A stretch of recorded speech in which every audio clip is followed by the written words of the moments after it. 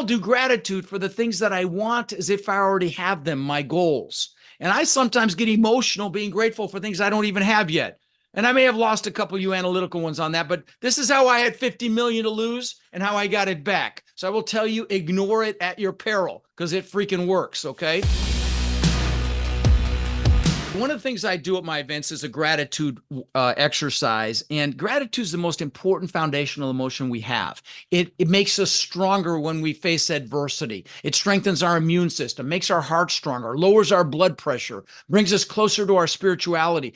And it's how you bring everything you want into reality. It's how you manifest what you want. You know, very often I will sit right back there in that recliner and I will do gratitude. I'll do gratitude for my family, the people that I love. Then I'll do gratitude for my foundation. I'm feeding 5,000 children tomorrow. It's Saturday here in I fed over 150,000 children here in Sarasota and Bradenton. I'm feeding 5,000 tomorrow.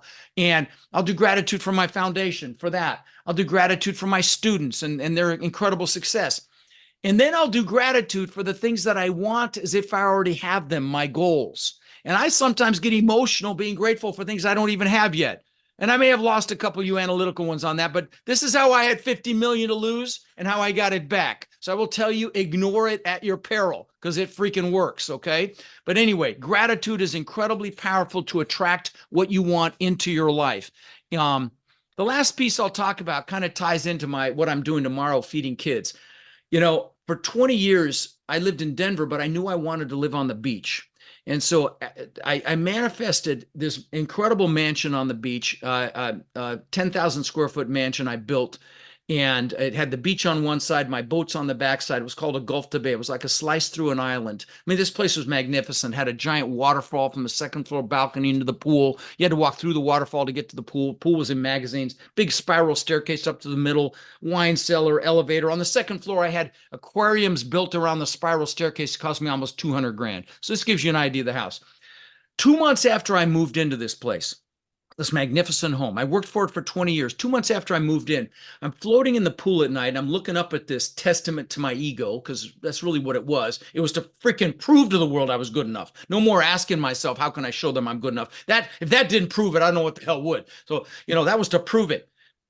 And I got depressed. I mean, I'm floating in the pool looking up at this thing 2 months after I moved in. I got depressed. And I don't mean a little depressed. I mean, I got really depressed. I'm like, what the hell? I've just achieved success like times 10,000. My family's inside sleeping and I had all the toys, the Maserati and all the stupid shit I thought was important. And when I look back on it, Brett, there was three things happening. Number one is it's never about the goals. Happiness comes from progress and growth. And I didn't know how I was going to grow beyond that. It was like, what do I do next? And you should never achieve a big goal without having other goals lined up behind it. Because like the good book says, without a vision, the people perish. You need a vision for the future. And I didn't know what I was going to do next. So that was the second thing. But the third thing was I was totally focused on me. Rod. Show the world I'm good enough. Show the world I matter. And that's the first year I went and saw Tony Robbins. And I saw that he fed families for the holidays. And I'm like, what a concept. Do something for someone else. And so I fed 5 families that year, and one of them changed my life. I had an emotional experience. And since then, I've fed 150,000 children. I've done thousands of backpacks filled with school supplies to local children. I did 1,700 backpacks in August of this year. Done thousands of teddy bears to local police departments for officers to keep in their vehicles if they encounter a child that's been in a traumatic situation. And I'm not saying this to brag. Here's the thing.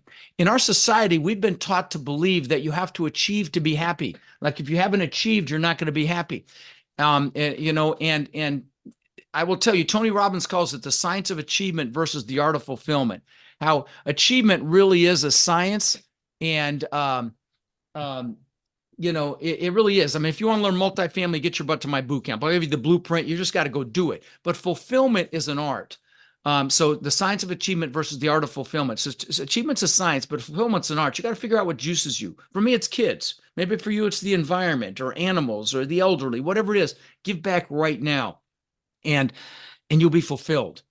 And so anyway, that's all I got, brother.